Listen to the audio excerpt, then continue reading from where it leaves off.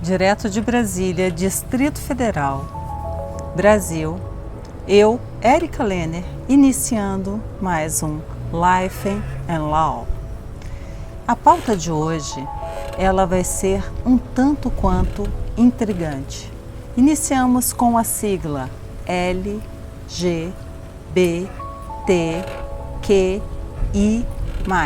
Para muitas pessoas, pode parecer apenas letras, mas na verdade o objetivo é que cada uma dessas letras represente um dos segmentos da sociedade onde as minorias sofrem violências e seus direitos violados.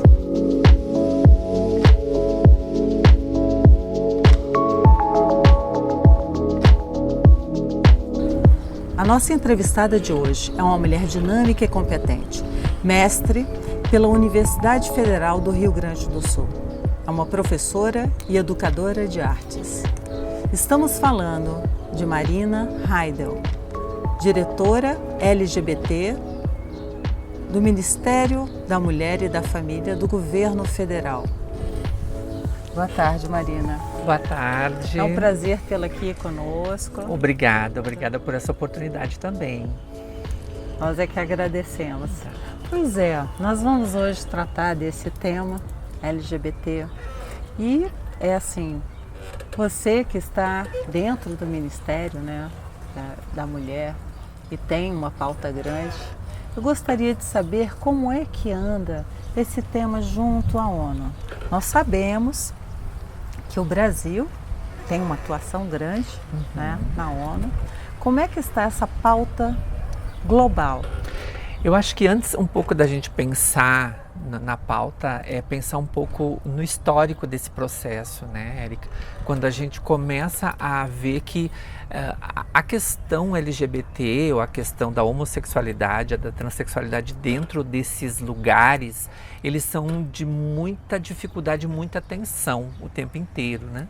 Você percebe isso. Se você olhar historicamente, né, lá depois do nazismo, onde também começou toda essa movimentação dessas agressões, dessa violência que veio desse histórico, ele passa também por um processo de Stonewall, que também, né, e no Brasil a gente vai viver ainda o período da ditadura. Então são vários elementos para a gente pensar. E a ONU, quando foi criada, não se tinha ainda no escopo essa discussão. Então só em 2000 né, aqui no período de 2011, 2010, que a ONU começa a reconhecer e dar visibilidade para essas pautas, né? Então, assim, mesmo com todas as tentativas que o Brasil teve de provocar resoluções, de provocar documentos que pudessem garantir os direitos da nossa população, a gente ainda teve, né, uma dificuldade muito grande ainda por muito tempo. Então, pensa que toda essa lacuna que ficou foi justamente a lacuna que mostrou realmente que ainda a gente precisa buscar num mundo conservador, né? Porque a gente não está falando só de um Brasil, a gente está falando de vários países do mundo que ainda tem essa pauta como uma pauta ainda de tensão. E eu acho que essas questões, eu acho que isso ainda vai permear por muito tempo, né? Mas a gente já avançou. Né, os documentos a nível internacional, a própria resolução, as discussões com os princípios de Jakarta, tudo isso favoreceram, mas ainda nós estamos andando e caminhando para um desafio maior, né, de superar todas essas questões. De superar essas questões. Superar, né? Veja você, né, nós estamos no ano de 2021. E no ano de 2021, nós ainda temos uma dezena de países que ainda condenam, criminalizam, né, estas relações homoafetivas. Exatamente. Né? Pior do que isso, nós temos países que determinam como pena de morte para essas relações homoafetivas, tanto para homens como para mulheres.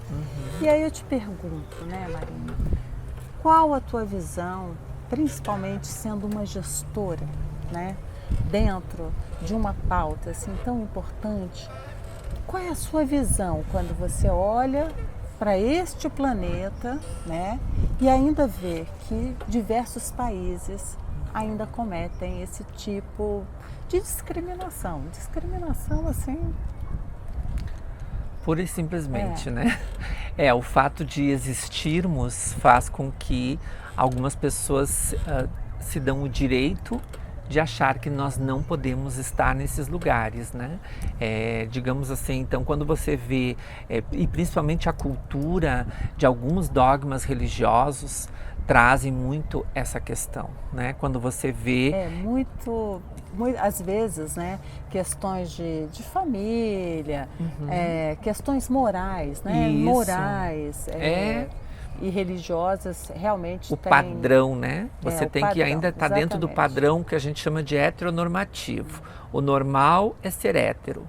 Quando você sai desse lugar da heteronormatividade, você acaba então esbarrando nesses desafios, em todos esses problemas, né, que nós vamos ver. O fato da nossa existência já é um motivo para que haja a discriminação, para que haja a violência. Então, quando você também se relaciona, né, com os seus pares, que geralmente são homossexuais, aí sim já é um problema também. Então nós vamos ter a dificuldade tanto na orientação sexual quanto na identidade de gênero. Então a discriminação ela ainda é, e muito, eu acredito que o preconceito vem da própria forma do desconhecimento. Acho que ele já vem muitas vezes na própria formação familiar, né? Conceitos que vai passando de geração a geração. Os estudos apontam, né, que ainda o primeiro preconceito que a gente vai viver é dentro da família, né? O primeiro preconceito... É o primeiro núcleo, né? É o primeiro núcleo, né? Depois vai para a escola, depois vai para os outros lugares públicos, né? Onde você o tempo inteiro digamos assim... eu sempre brinco que é um Kinder Ovo, né? Aquela brincadeira que você abre. É uma surpresa. É uma surpresa, mas não é uma surpresa muito boa, né? Porque é uma surpresa que você vai ser agredida, que você vai ser morta. Hoje, principalmente no Brasil, a gente tem dados, né, que mostram que o país também é um país violento para a nossa população, né? Muito violento. Muito. E as pessoas acabam muitas vezes saindo desse lugar, buscando talvez, né, a tentativa de ter uma vida melhor, uma vida com mais garantia fora do Brasil. Né?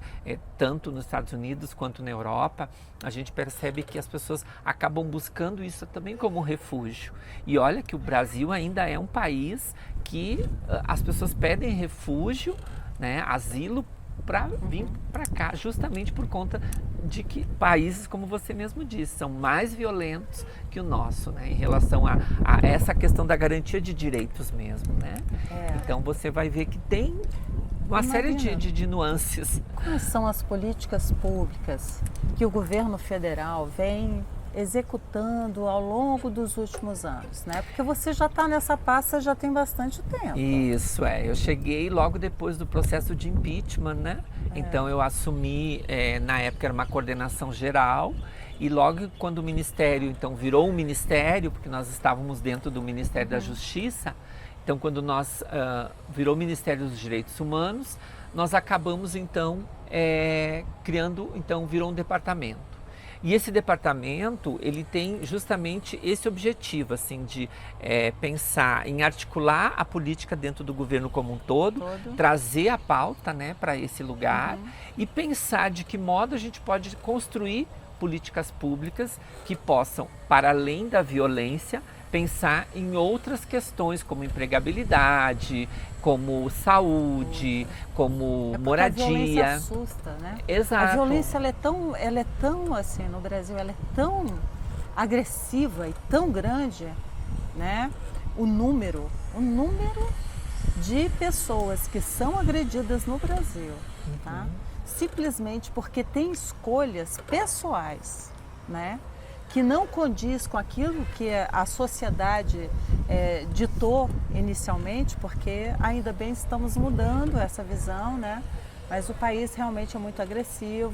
É generalizado, eu acho, né? Homossexual, mulher, criança, todas essas minorias A violência no Brasil, ela realmente ela é forte, ela é imperativa, e se a gente não tiver políticas públicas realmente que dê vazão para isso, fica muito difícil até mesmo essa visão nossa, né, de brasileiros no exterior. Exato. Não, e você pensar os direitos humanos, né, como um tema central, de que forma os direitos humanos ele vai também responder essas questões, né? Quando você pensa em política pública para os direitos humanos, é um outro universo. É um universo muito grande, né? E aí você vai ter que pensar nessa diversidade que né? Não, e todos estão ali dentro. Exatamente. Né? Tudo existe uma política pública. Exato, Em todas as pastas, em todas as situações, vai existir uma política pública e mais de uma. Até para poder desenvolver uma grande política pública, você vai ter mais do que uma. Nós temos avançado na nossa área pauta LGBT muito através do judiciário. Né? O judiciário tem demonstrado assim uma garantia de direitos que o legislativo não faz, né? Quando a gente pensa numa lei que criminaliza a LGBTfobia, quem ainda decidiu foi o Supremo Tribunal Federal, né? Quando você pensa no casamento de pessoas do mesmo sexo... Também o Supremo. O Supremo realmente vem suprindo. Exatamente. O Supremo vem suprindo. Todas as nossas leis, todas as nossas decisões vieram desse lugar do Supremo. Então ele acaba sendo um aliado, né? E não só o Supremo, mas a justiça como um todo. Se você parar para pensar, o judiciário como um todo, é nos processos, né, de criminalização, é nos processos que as pessoas acabam fazendo, né, sendo individual ou coletivos, para garantia dos seus direitos, né, que muitas vezes são violados dentro do Brasil, nos estados, nos municípios, porque a política ela acontece nesses lugares, né? Então a gente vai ver que muitas vezes acaba acontecendo que o judiciário decide e toma as decisões muito favoráveis em relação à nossa pauta, né? E hoje, nesse apanhado todo, né? Eu gostaria que você falasse um pouquinho mais sobre essas siglas. Certo. Porque as pessoas que estão nos assistindo em casa, né, como eu falei, para elas podem parecer apenas, né, uma letra. Mas a verdade é que cada letra, ela representa um segmento da sociedade, né, que sofre uma violação de direito, que sofre uma violência, né, e que precisa ter essa sua representatividade conhecida. Exato. Tá? Então assim, se você também olhar um pouco do histórico, né, quando começou o movimento mesmo, movimento gay no Brasil, ou então o movimento GLS, que as pessoas diziam, né? Então as letras todas não eram contempladas, né? Hoje a gente percebe que os coletivos se organizaram e reivindicaram as letrinhas, digamos assim, né? Então nós vamos ter a letra L, que são o movimento lésbico, a letra B dos bissexuais, né? Que também muitas vezes é invisível diante de uma sociedade como a nossa, porque as pessoas não se apresentam, né? Eu sou bissexual. As pessoas evitam de dizer, né, das suas relações, justamente por receio, né? Por receio, por ser discriminado. Exato. Nós vamos ter um movimento gay, né, que foi um movimento que impulsionou muitas políticas dentro do Brasil, e o movimento trans, né, que hoje nós temos travestis, transexuais, homens trans, mulheres trans, que também reivindicam, né, os seus direitos, as suas lutas diárias, né, e daí nós vamos começar a olhar todas as letrinhas, porque nós vamos ter todo o alfabeto, né, mas é bom que a gente tenha todo o alfabeto mesmo, né, porque que venham todos. Que venham todos, que né, todos, que todos eu estava lendo conhecer. Até uma reportagem de uma menina que se descobriu intersexo aos 37 anos. Veja, ela, né, tinha aquela aparência de um menino, na verdade, de um homem, né, tinha o seu órgão genital masculino, mas por dentro o seu organismo era feminino, que antigamente a gente chamava de hermafrodita, né? Hoje a gente utiliza como intersexo, né? Que são... E a diversidade, ela não está apenas ligada a, vamos dizer assim, a sexualidade de alguém. Nesse caso, é uma questão até genética, Isso. hormonal. Exato. E ela mesmo na entrevista, ela se dizia assim, eu me sentia estranho, porque o meu corpo era um corpo que parecia que eu tinha mamas, eu tinha um corpo, né, que ela dizia todo desengonçado, que é um termo que a gente usa muito, né, mas que ela tinha o órgão masculino. Então ela vai ter que passar por uma cirurgia para mudar o sexo, para fazer a correção, para poder fazer a correção interna, porque veja, aos 37 anos ela se descobriu através de um exame, de uma sonda, né, de um exame, como é que eles chamam? Uma ultrassonografia. Então, veja como isso é complexo, né? Para além dessas questões, né, que a gente vai encontrar a questão biológica, no caso intersexo, a gente vai encontrar essas construções de gênero que tem cada vez mais surgido, né, com várias discussões. Dentro da própria universidade a gente tem discutido muito sobre essas questões, que elas vão realmente dando forma, dando talvez alguns conceitos. Esses debates, eles realmente tomam uma efervescência dentro da academia, né? Isso. Porque, ao contrário da sociedade, que às vezes se fecha muito, né? Na academia, até pelo fato da educação, de você estar aprendendo, da pesquisa, há essa efervescência e uma abertura maior. Sim. Tanto que a gente vê que todos esses movimentos, eles se iniciaram e tomaram forças dentro das universidades federais, dentro dos centros de estudo e pesquisa. Exatamente. Né, que as pessoas começaram a criar coragem de poder se defender, né? Não, com certeza. E você vai, porque no meu caso, né, quando eu fiz meu processo de transição de gênero, eu estava dentro de uma escola pública como um professor. Então eu transicionei e quando eu retornei como professora, mesmo, né, dentro de uma comunidade pequena, de um bairro, né, um bairro centro de Porto Alegre, mesmo assim eu sentia a necessidade de retornar também para a universidade, para voltar aos estudos, porque só, né, essa vivência não me dizia realmente, né, o que nós podíamos buscar enquanto teoria, enquanto discussão mesmo nos temas de gênero e sexualidade, né? Então eu sentia essa necessidade. Ao passo que eu acho que hoje a gente tem avançado muito também. Hoje nós temos conseguido ver pessoas trans dentro das universidades, coisa que há 20 anos não existia, né? A nossa população trans, ela ainda sofre a exclusão, como a gente falava, da família e depois a escola. Então o bullying, essa violência toda dentro da escola, ela faz com que as pessoas fujam da escola. Né? Mas é essa abertura que eu estou te falando. Porque a academia nos permite, né? Exato. A isso, a essa transição, Sim. a esse caminhar, a esse outro olhar, né? Que hoje é possível, né? E hoje é possível. Que há 20 anos atrás, imagina, né? Uma professora trans ia ser um problema, né? Eu imagino o que você não deve ter passado. São os desafios, né?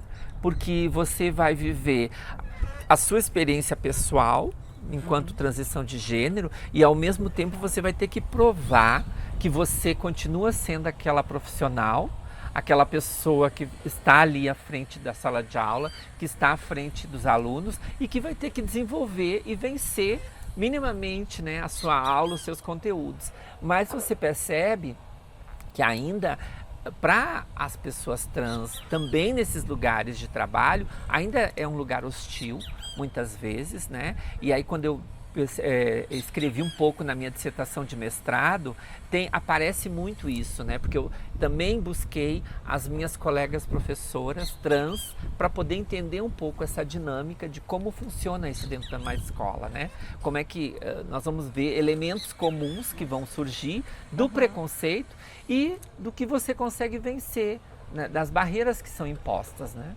Então o desafio de estar à frente de uma escola, o desafio de ser professora, de estar à frente de uma turma e o quanto isso também tem que ser muito guerreira, né?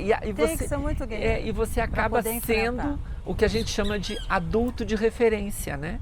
porque você acaba sendo também um adulto para muitos adolescentes que estão nesse processo de sofrimento, de incompreensão, porque os pais não falam em casa sobre essas questões, né? Ainda hoje não se fala sobre isso. A gente tem visto que as crianças, né, com toda essa informação, agora que a gente entrou nesse ano pandêmico aí também, mudou muita coisa. Exato. Das crianças estarem mais atentas e principalmente através das redes sociais, de internet, da própria comunicação, tem mudado. Eu tenho visto não só as crianças, mas até os mais jovens. Eu tenho visto que há um posicionamento assim de como deve ser, né? Essa geração que está vindo agora é uma geração que a gente não chama de geração Coca-Cola, né? Porque não é mais, né? Mas é uma geração que está vindo agora e que você vê que ela está mais, digamos, preparada para essas questões, né? Do mundo, os avanços, a própria tecnologia. Hoje, se você, né? Uma criança com um celular na mão, ela nossa, detona, né? E nos arrasa, digamos assim, porque a gente, né, começa ali a lidar. Então, isso tem avançado muito e eu acho que as futuras gerações vão aprender. E eu tenho certeza que os alunos que passaram pela minha experiência enquanto pessoa trans, eles tiveram uma outra compreensão desse processo. Eles começaram a aprender a palavrinha tão clichê que é respeito. Eu acho que nós partimos desse princípio, né, do respeito, para pensar em outras questões que a sociedade precisa aprender, né? E Marina, mesmo tendo superado toda nessa sua jornada, né? Que ela é longa, você vem enfrentando aí várias dificuldades.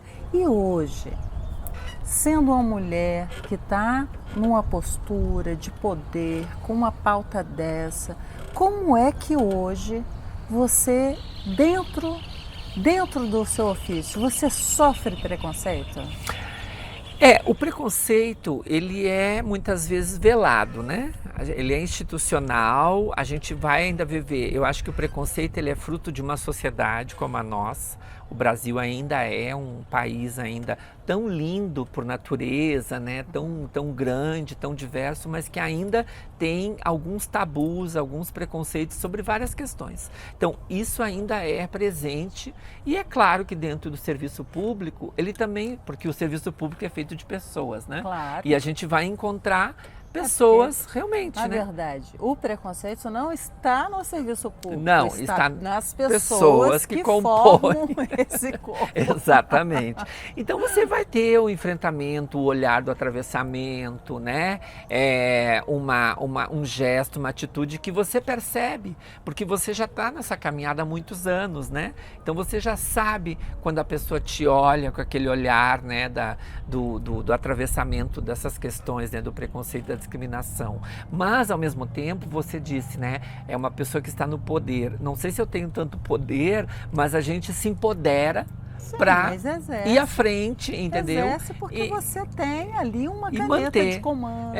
Você está trabalhando com políticas, com a modificação, né, de uma situação que pode fazer a diferença para aqueles que vão vir e para aqueles que hoje estão vivendo no Brasil. Exato. Não, e tem o diálogo, né? Eu acho que o diálogo, você pode não gostar de mim, você pode não me aceitar, mas você vai ter que me respeitar. Então a gente vai ter que trabalhar com essas questões e o diálogo. Eu acho que dentro de uma sociedade né, plural como nós temos, a base de tudo é o diálogo e a aproximação para realmente ver o que nos converge. Porque o que nos diverge a gente já sabe, né? É o que nos converge para dentro desse lugar, né? Marina, foi assim, uma tarde super agradável. Né? Com essa paisagem, olha o sol se pondo. Tem algum recado que você queira mandar para esses brasileiros que hoje estão aí ou dentro do Brasil, fora do Brasil? Eu Alguma mensagem? primeiro eu que você quero queira agradecer, deixar? né, esse convite a você por estarmos aqui trazendo essa pauta tão importante, né, tão vanguarda, né, tão contemporânea num mundo tão diverso como nós temos. Dizer que a nossa luta, ela é uma luta do dia a dia, né, uma luta contra a LGBTfobia, porque isso é o que nos move e ainda é o que nos faz acordar todos os dias de manhã e ir para o desafio diário, né? Dos enfrentamentos, das dificuldades, mas de não desistir nunca. Seja você, né, um LGBT, seja você um aliado, seja você, como as pessoas dizem, um simpatizante, mesmo assim, né, nos respeite, né, e a gente vai continuar lutando e buscando os nossos direitos, a nossa garantia de direitos, né, assim como todas as pessoas, como todo cidadão e cidadã desse país e fora dele, né, que está nos assistindo agora. Gratidão, Marina. Obrigada. Muito obrigada. Obrigada a você. Foi uma tarde incrível. Foi ótimo. Muito obrigada. Vamos voltar aqui. Vamos tá sim, certo? vamos sim. Agradecida. Assim chegamos ao final de mais um programa. Eu, Érica Lehner, fico aqui com mais um Life in Law. Até a próxima semana.